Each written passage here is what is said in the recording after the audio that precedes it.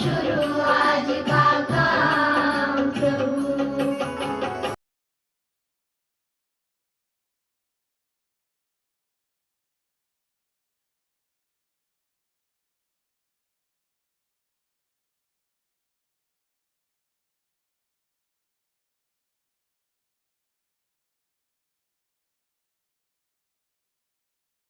प्रतिमा यातून लोककलेला प्रतिष्ठा प्राप्त करून देणारे आणि वंचिताच्या व्यथा प्रभावीपणे मांडणारे थोर व्यक्तिमत्व म्हणजे लोकशाहीर अण्णाभाऊ साठे। लोकशाहीर अण्णाभाऊ साठे यांचा जन्म 1 ऑगस्ट 1920 रोजी सांगली जिल्ह्यातील वाळवा तालुक्यातील वाटेगाव या गावी झाला।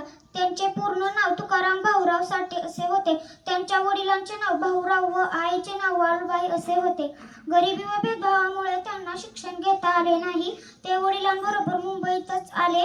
तिथे त्यांनी मिळेल ते काम केले। जगण्यासाठी त्यांना खूप संघर्ष करावा लागला, पण ते खचले नाहीत। नैराश्य हे तलवारीवर साठलेल्या धुळीसारखे असते। धूळ झटकली की तलवार पुन्हा धारदार होते, अशी त्यांची विचारसरणी होती। शाळा शिकतानाही त्यांनी आपल्या लेखणीतून साहित्य क्षेत्रात प्रचंड कामगिरी केली। त्यांचा लोकशाहीर म्हणून नावलौकिक झाला। ते म्हणतात की मी जे जीवन जगतो, बघतो, अनुभवतो तेच मी लिहितो। त्यांनी कादंबऱ्या, कथासंग्रह, पोवाडे, पटकथा, लावणी याची निर्मिती केली। त्यांची मुंबईची लावणी माझी मैना गावाकडे राहिली या लावण्या अविस्मरणीय आहेत। रशियात जाऊन छत्रपती शिवरायांचा पोवाडा गाणारे प्रथम लोकशाहीर होते।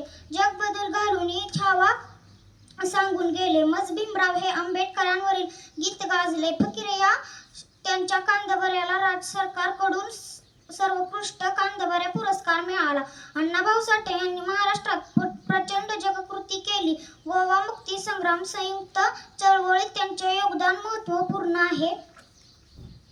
अशा या थोर शिवशाहीर भारताच्या साहित्यातील साहित्यरत्न अण्णाभाऊ साठे यांचे 18 जुलै 1969 रोजी निधन झाले। अण्णाभाऊंबद्दल किती बोलले तरी कमीच आहे। जाता जाता एवढंच सांगेन की शब्दांची खाण, बहुजनांची आण, महाराष्ट्राची शान, अण्णाभाऊंची लेखणी या जगात देखणी एवढं बोलून मी माझे 4 शब्द इथेच थांबते।